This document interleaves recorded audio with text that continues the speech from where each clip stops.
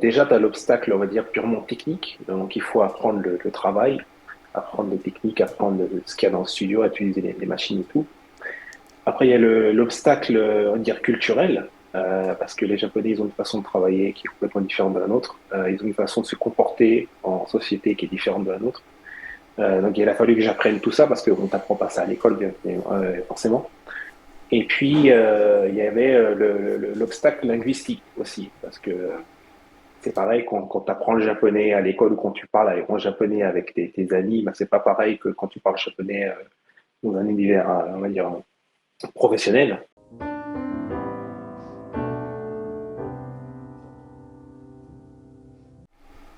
Bonjour Grégory, comment vas-tu? Bonjour, ça va très bien. Alors, on est en direct tous les deux un dimanche, mais avec 8 heures de décalage, puisqu'il est 10 heures chez moi et 18 heures chez moi, parce que tu es où? À Tokyo. À Tokyo, au Japon, effectivement. Alors, est-ce que tu peux nous dire en quoi consiste ton travail, s'il te plaît? Alors, j'ai deux casquettes. La première, c'est ingénieur du son. Donc, ça consiste à régler des problèmes qui sont liés au son, la prise de son, au mixage, mastering. Et donc, il y a une partie, on va dire, un peu technique où on place des micros, on utilise différents effets, plugins, tout ça. Il y a une partie un peu artistique où on va plutôt essayer d'aller dans le sens de l'artiste, de créer une identité pour chaque titre. Et ma deuxième casquette, c'est plus chef d'entreprise. Donc, j'ai créé ma boîte il y a environ 3-4 ans. On est spécialisé dans justement on prodigue des services dans le son pour la musique, le web, la post-production, le cinéma. Et on fait aussi, je fais aussi management pour d'autres ingénieurs du son. Ok, alors, ma première question, Mm. c'est comment est-ce qu'on devient ingénieur du son au Japon? C'est quoi un petit peu ton parcours, ou plutôt même déjà ta formation, en fait, de base? Alors moi, ma formation, c'est un peu le bazar. Donc, j'ai fait un bac littéraire, ça n'a rien à voir avec le son. Effectivement. Ouais. J'étais pas du tout scientifique à la base. J'aimais pas du tout les maths, la physique et compagnie. Mais je sais pas, ça m'est venu et j'aimais beaucoup la musique en général. Et bah, je me suis intéressé un peu à tout ça. Et j'ai fait, après mon bac, je suis allé à l'université où je suis resté un an, ça m'a pas plu du tout. Et après, je me suis un peu Et formé tout seul. excuse-moi, J'ai fait plusieurs t'as fait quoi formations. pendant ces un an à Ouais. l'université? Parce que comme tu dis justement, t'as fait des choses différentes. Je faisais un doc de communication D'accord. à Paris 8. Voilà.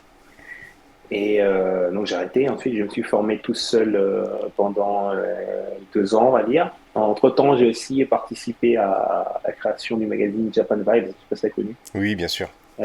J'étais dans la rédaction. À côté, je faisais de la musique, du son. Enfin, j'allais me former un peu sur tout ça en apprenant le japonais et tout.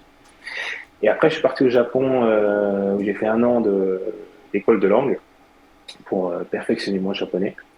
Et après, j'ai fait une école spécialisée dans le son où j'ai eu un diplôme là-dedans. Et après, je suis allé dans le studio et j'ai commencé à bosser. D'accord. Mm. Alors, du coup, tu as été au Japon directement. C'est là-bas que tu as appris, en fait, que tu as été à l'école au Japon, une école de son? Non, j'ai commencé un peu en France. Je suis allé dans une école qui s'appelle la SAE. À l'époque, c'était à Aubervilliers. Et j'ai fait une espèce comment dire, une sorte de prépa, en fait, si tu veux, avant, parce qu'il y avait c'était divisé en deux morceaux. Il y avait un morceau où on t'apprenait un peu les bases, et un autre morceau où vraiment tu rentrais dans le vif du sujet.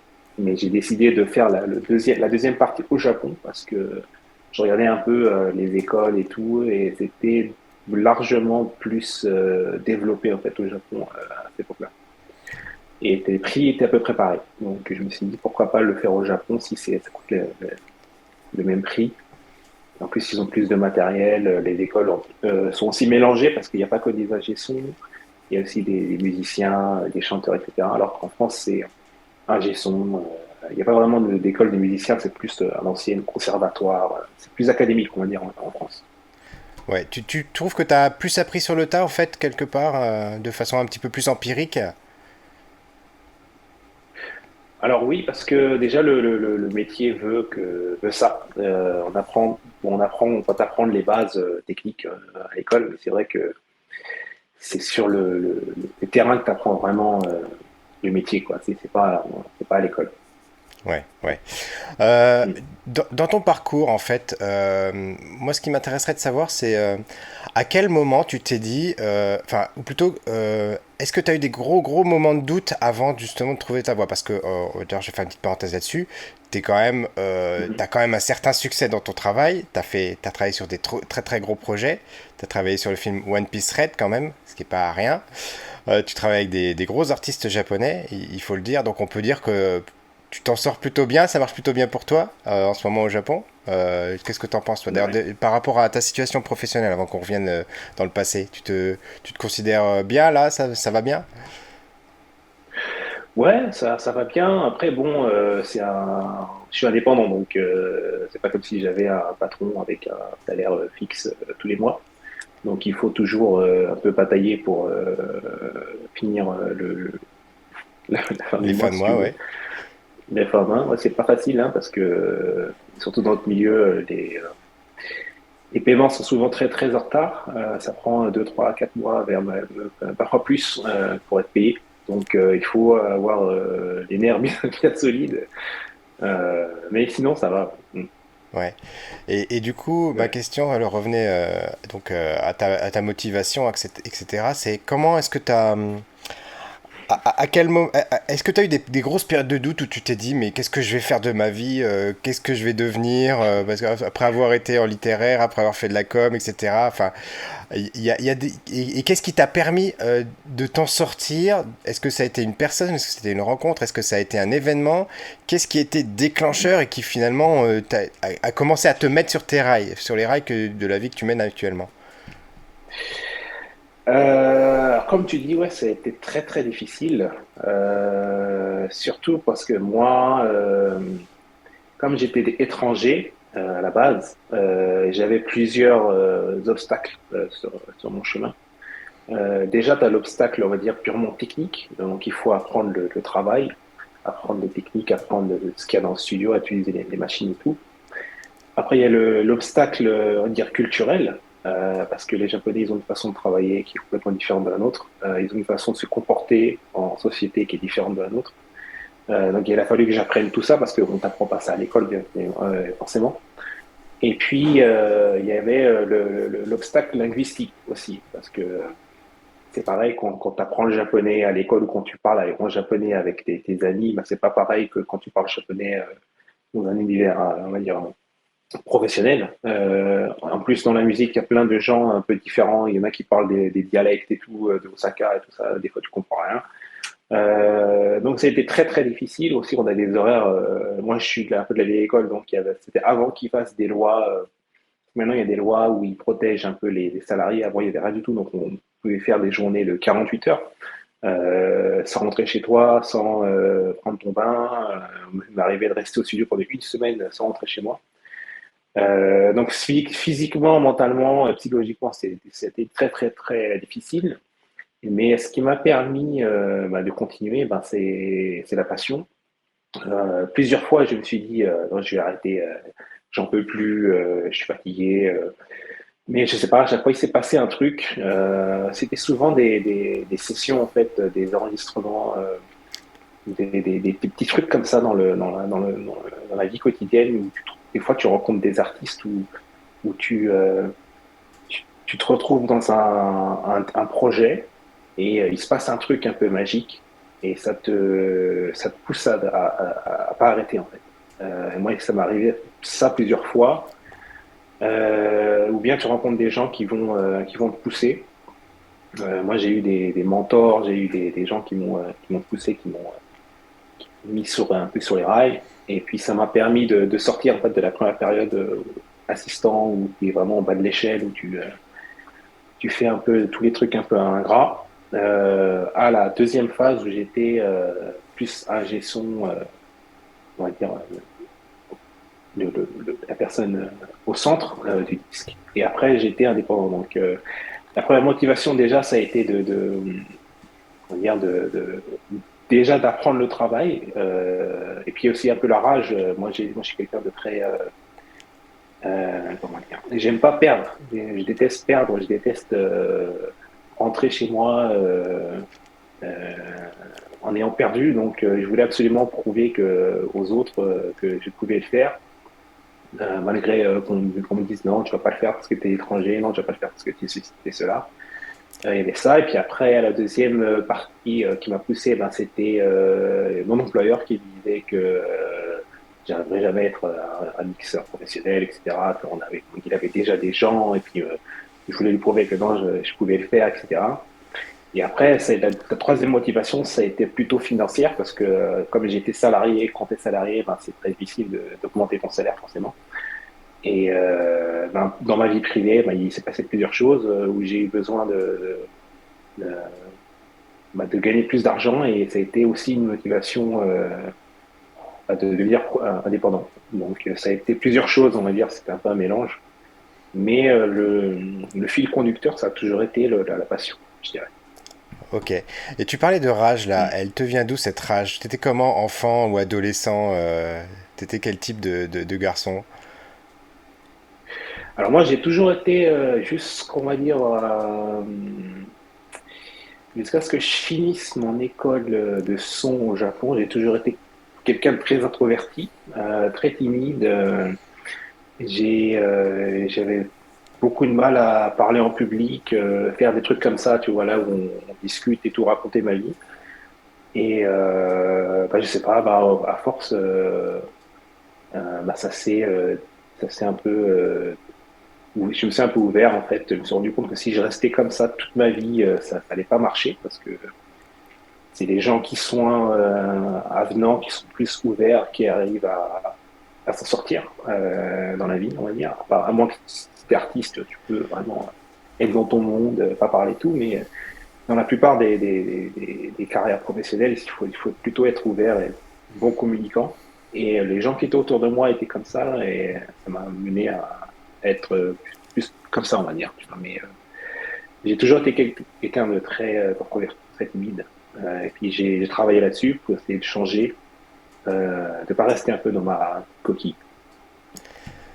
Je vois très bien. Je pense qu'on est à peu près pareil de ce côté-là. Effectivement, moi aujourd'hui, là, je suis en train de Mm. faire un podcast avec toi, en train d'enregistrer un podcast un dimanche matin. Je me serais même pas vu faire ça il y a 4 ans, post-Covid, enfin pré-Covid, pardon. Ouais. Enfin voilà, c'est assez incroyable. Et effectivement, c'est des soft skills qu'on apprend qui sont nécessaires dans pas mal de métiers finalement.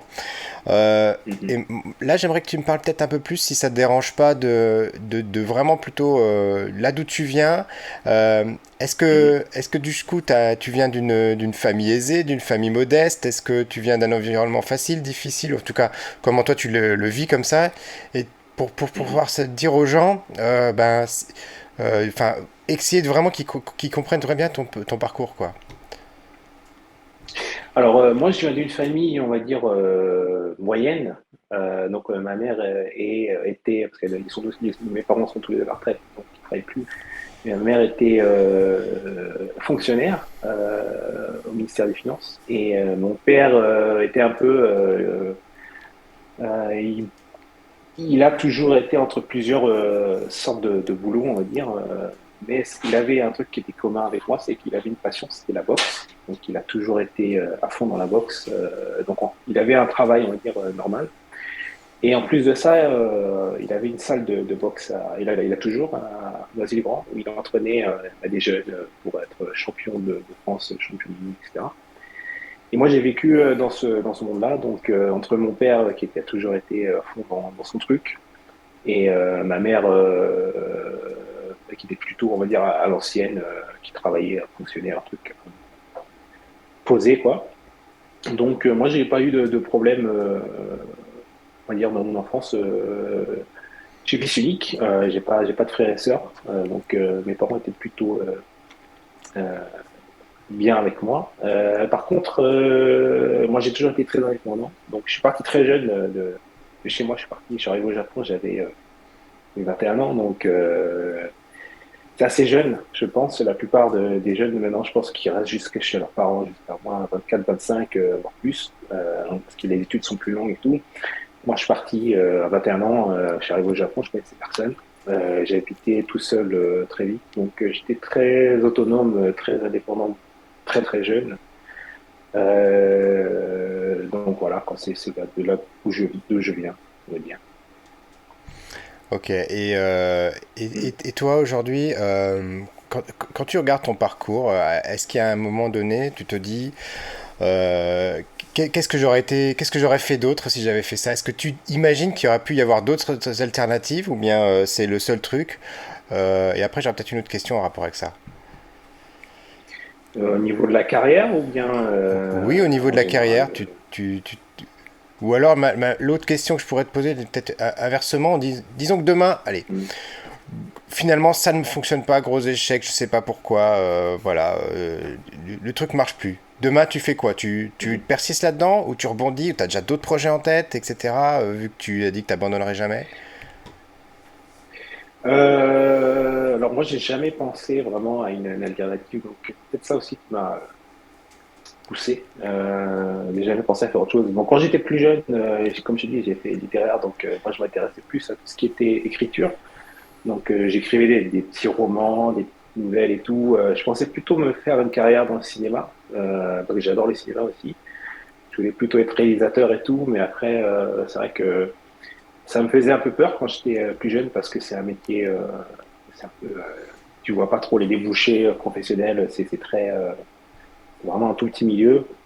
Et puis, je sais pas, j'ai bifurqué sur la musique, mais j'ai jamais vraiment pensé à faire autre chose en fait, si tu veux. J'y pense plutôt maintenant parce que bah, je suis plus très jeune. Hein, là, il faut dire que bah, la plupart des ingé sons, la plupart vont travailler jusqu'à leur mort. Hein, et la plupart, ceux qui sont très très vieux, genre, enfin, qui sont peu parmi nous, par exemple, t'as des mecs comme Al Schmitt qui a bossé jusqu'à moins 80 ans. Mais moi, je ne me vois pas trop faire ça parce que c'est plus trop, je pense, on est plus trop dans ce monde-là. Donc c'est pour ça que là, je suis en train de monter une boîte où je fais du management, j'essaye de développer d'autres ingénieurs qui sont plus jeunes, les coacher, essayer de créer des nouveaux talents. Plutôt dans cet univers-là, on va dire, plutôt production, en continuant à faire mon truc. Parce que quand tu es indépendant, que tu vis que de ça, euh, il y a des problèmes aussi qui sont liés bah, aux finances et tout, et puis c'est très risqué. Si demain je me casse la jambe ou je sais pas, il y a un problème de santé et que je peux pas bosser, bah, il y a tout qui s'arrête. Et si tu bosses pas, ça s'arrête et il y a plus rien. Quoi, tu vois, donc je pense aussi avec l'âge, l'expérience, je pense aussi à assurer un peu mes arrières. Donc c'est pour ça que je suis en train de développer tout ça pour que je sois pas uniquement dépendante que de ce que je fais. Parce que je sais que ça va pas durer éternellement non plus. Donc voilà quoi. Je comprends. Donc transmettre Mm. le flambeau, passer le relais à la nouvelle génération et puis ben, partager ton expérience finalement. Ça fait combien de temps que tu Voilà, travailles exactement. d'ailleurs? Ça fait 15 ans bientôt. Hein. 15 ans déjà, oui, Ouais, effectivement. en tout. Euh, Mm. Là, j'ai une dernière question pour toi. Quelle est Mm. ta vision de la France, toi qui vis pour le coup à l'étranger maintenant, qui est même bien installé puisque tu as fondé une famille? Quelle est ta vision de la France, de la façon dont on travaille en France, de l'entrepreneuriat en France, vu de loin, vu d'où tu es? Ouais. Alors, je vais pas être très positif là-dessus. Je pense que on est la France. Alors, je vais pas dire on parce que j'habite plus en France et je paye pas d'impôts en France. Je suis pas du tout installé en France. Donc, je veux dire que les Français, de manière générale, l'image que j'ai, parce que surtout le truc qu'il faut expliquer, c'est que moi, j'ai jamais travaillé en France vraiment. J'avais des petits boulots comme ça en faisant mes études à côté, mais j'ai jamais vraiment travaillé avec des Français, si tu veux. de manière vraiment professionnelle avancée. C'est venu beaucoup plus tard, après, quand j'ai eu des projets avec des Français et tout. Mais de manière générale, quand je vois un peu ce qui se passe à travers la télé ou par rapport à ce que mes amis qui sont encore là-bas me racontent, j'ai l'impression que la France, c'est pas un pays où on aime travailler déjà. Les gens n'aiment pas travailler. Ils pensent à leurs vacances, ils pensent à voilà, leur congé payé, leur RTT, leur truc, machin, leurs droits. Et je pense qu'ils sont complètement à côté de la plaque, en fait, parce que pendant qu'ils sont en train d'essayer de conserver, c'est bien d'avoir des droits et tout, il y a plein de gens qui sont morts pour ça, on va encore nous sortir tout le truc, tu vois, mais on vit dans un monde de plus en plus compétitif. Donc, à côté, tu as les Chinois, tu as les Indiens, tu as les Japonais, les Coréens, eux, ils travaillent comme des malades. Et ce qui fait, c'est que quand tu as un pays comme, par exemple, la Chine, où tout le monde taffe et ils ont les crocs, ils sont là à taffer jusqu'à ce que quasiment mort s'en suive, et ben ça pousse le pays en avant, tu vois. Alors que quand tu as des gens qui sont, on va dire, entre guillemets, assistés, les clichés, tu vois, un peu, c'est assistés, qui râlent, qui sont toujours en train de faire grève et tout, le pays n'avance pas. Donc pendant que le pays n'avance pas, et ben, ils prennent des retards sur les autres. Et au fur et à mesure, la France va s'appauvrir. Je pense que c'est pas très bien parti, quoi, quand vu ce qui se passe. En plus, avec le Covid et tout, toute la dette et tout, c'est vraiment, ça fait peur. Moi, je vois comment la France s'est déclassée au fil du temps, comment la France s'est déindustrialisée au fil du temps. Quand tu vois le Covid, les mecs ils n'avaient pas de masque, ils n'avaient pas ci, ils n'avaient pas ça. Il faut qu'on demande aux Américains, il faut qu'on demande aux Chinois. Ah, on n'a plus ça, on n'a plus ci, on n'a plus d'usine. Ils vont faire comment, tu vois, dans 10 ans, quand les Chinois ils seront encore un niveau au-dessus, quand les années seront un niveau au-dessus. Donc moi je pense qu'il faut vraiment que les gens se réveillent, qu'ils arrêtent, qu'ils regardent un peu comment les autres travaillent. Parce que par exemple même dans des pays de l'Ouest, hein, quand tu regardes les gens en Angleterre ou les gens aux États-Unis, les gens ils travaillent beaucoup, tu vois, hein, il faut travailler. Je dis pas tous les Français ne travaillent pas, hein, mais c'est vrai qu'il y a cette image, voilà, on bosse pas et tout, on fait grève et tout, puis c'est partout dans le monde. Tu vas partout dans le monde, on va te dire, c'est quoi l'image des Français qui travaillent, les Français qui font grève, et qui ne travaillent pas, tu vois, c'est l'image qu'on a. Quand je dis que je bosse 40 heures, 50 heures par semaine, et les mecs, t'es vraiment français et tout, ils me demandent, tu vois, t'es pas japonais. Donc voilà, c'est l'image qu'on a, que vous avez à l'étranger. Et je sais pas si c'est une bonne chose, tu vois. Donc voilà, c'est un peu l'image que j'ai de la France. C'est dommage parce qu'il y a plein d'innovations, de trucs, de projets qui sont faits en France. Il y a plein d'entrepreneurs intéressants qui sont français. Il y a plein d'inventions qui sont françaises. Et je vois que tout ce potentiel-là est pas exploité, en fait. Donc, je comprends pas. Je sais pas si c'est un problème faudrait que le pays Hmm. soit quand même plus libéral ou je sais pas. Je te Mais rejoins, il y a je un te rejoins problème. complètement là-dessus, effectivement. Je sais pas, j'ai le Mm, même ressenti que toi.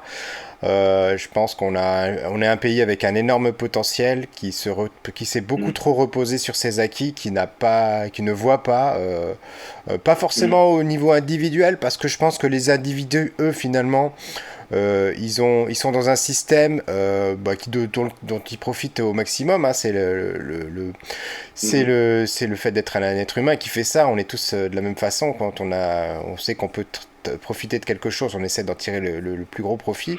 Mais voilà, ça les a, comme on dit en anglais, soften, adouci. Enfin voilà. voilà, exactement. Ils se Mm, rendent pas compte de la concurrence, comme tu dis, de la Chine, de l'Inde qui arrive. Et c'est une vraie difficulté. Et par rapport à ce que tu disais mm, de l'image des Français, moi c'est pareil, ça fait 20 ans que je travaille avec des étrangers des quatre coins du monde, même d'Europe hein, ou de l'Amérique du Sud. qui sont pas pourtant tous réputés pour être les plus gros bosseurs du monde, hein, les Italiens, les Espagnols ou bien l'Amérique du Sud, mais pourtant, même chez eux, on a une mauvaise réputation, donc c'est dire. Et ce qui est pas forcément totalement vrai, parce que comme tu le dis, il y a des Français qui sont des Mm, vrais gros bosseurs. Enfin, tu regardes, moi je regarde mm. ce qui me choque, enfin, ce qui me frappe le plus, ce sont les indépendants, ceux qui sont, tu vois, qui font Ouais. des boulots manuels, les électriciens, les plombiers, etc. Eux, c'est des Mm. gros taffeurs. Je pense qu'il faudrait vraiment mettre ces métiers plus en avant parce que déjà on en manque, parce que ces gens-là, il y en a qui ont des mains, ils ont des doigts en or, ils savent faire des trucs formidables. Et il faudrait qu'on mise vachement là-dessus. Et du Mm. coup, avant qu'on se quitte, ma dernière question par rapport à toi, c'est euh, qu'est-ce que tu dirais justement à tous ces jeunes Français qui doutent, qui voudraient se lancer dans des trucs comme toi, ingénieur du son au Japon, qui ont des rêves plein la tête, plein les yeux. Et qu'est-ce qui fait la différence, qui fait que toi aujourd'hui tu as réussi et que tu t'es accroché, etc. quoi. Il faut y aller. Le mieux, c'est d'y aller quand on est jeune, de pas trop attendre. Je dirais, c'est le truc à faire. Si vous avez des projets, des idées en tête, il faut pas avoir peur. Il faut faire tout ce qui est en votre pouvoir pour les réaliser. Après, en France, c'est vrai qu'on a un problème où on sanctionne les gens qui prennent des risques. C'est un peu comme ça aussi au Japon, d'ailleurs. Mais c'est pas comme aux États-Unis, dans les pays anglo-saxons, où euh, on va à l'inverse glorifier les gens qui prennent des risques. Alors que dans tout ce qui est entrepreneuriat, dans la plupart des métiers, si tu prends pas de risque, ben il se passe rien du tout en fait. Tu vas rester là où tu es. Et pire même, tu vas régresser. Donc il faut prendre des risques, même si ça fait peur. Mais au fil du temps, ça va payer. Il va y avoir des répercussions. Euh, Ça dépend après du boulot que tu fais, hein. Si c'était plus un truc salarié, enfin, un truc plus posé, bon, c'est vrai que c'est pas pareil. Tu vois, mais si tu es indépendant, moins de plus entrepreneur, il faut prendre des risques, des gros risques même parfois. Donc il faut pas hésiter à y aller. Surtout que bon, on a des proverbes comme impossible n'est pas français, des trucs comme ça. Donc il faudrait les mettre en pratique. Donc il faut vraiment pas hésiter. En plus, bon, même si on a une réputation un peu de playboy, de machin, de mec qui travaille pas, il faut dire que bon, l'image des Français en général dans le monde entier est assez bonne. Tu vois, les gens ont quand même une image un peu fantasmée, on va dire, de la France, de Paris et tout ce qui vient de Paris. Après, dans le sud, ils ne connaissent pas trop. Mais il faut jouer de ça, il faut l'utiliser, cette image un peu romantique et tout, voilà. C'est bien de l'utiliser en même temps voilà, de bosser, de s'adapter un peu à comment les autres font. Mais je pense que c'est très important d'aller à l'étranger aussi. Parce qu'il n'y a pas assez de Français qui vont à l'étranger, je pense. Je connais pas les chiffres exacts, tu vois, mais il faudrait qu'il y en ait plus. Hmm. Donc les jeunes, ouais, n'hésitez pas à aller même pas forcément très loin, tu vois, tu peux aller comme tu dis, en Europe, dans d'autres pays ou en Afrique ou pas très loin, quoi. Tu peux aller pas très loin et faire plein de choses. Donc il faut pas hésiter à voyager. Et puis après, bon, si tu veux t'installer autre part, c'est bien. Ou si tu peux revenir en France, c'est encore mieux. Peut-être que s'il y avait plus de gens qui sortaient justement de la France, qui revenaient pour essayer de changer un peu les trucs, ben, peut-être que le pays serait différent. Hmm. Peut-être que ça bougerait un peu plus. Je pense que tu regardes les Chinois, ils vont tous dans les universités anglaises, américaines, ils vont tous là-bas. Tu vois, ils étudient pas en Chine, hein, ils étudient à Oxford, à Cambridge, Ouais. partout quoi. Donc ouais, n'hésitez pas à sortir. Impossible n'est pas français, c'est un petit peu le mot de la fin. En tout cas, Grégory, Ouais, je te remercie beaucoup d'avoir passé ce moment en ma compagnie. Et puis, je te dis de rien. bonne continuation dans tous tes projets, etc. Et puis, je te dis à très bientôt. Salut, salut! Merci.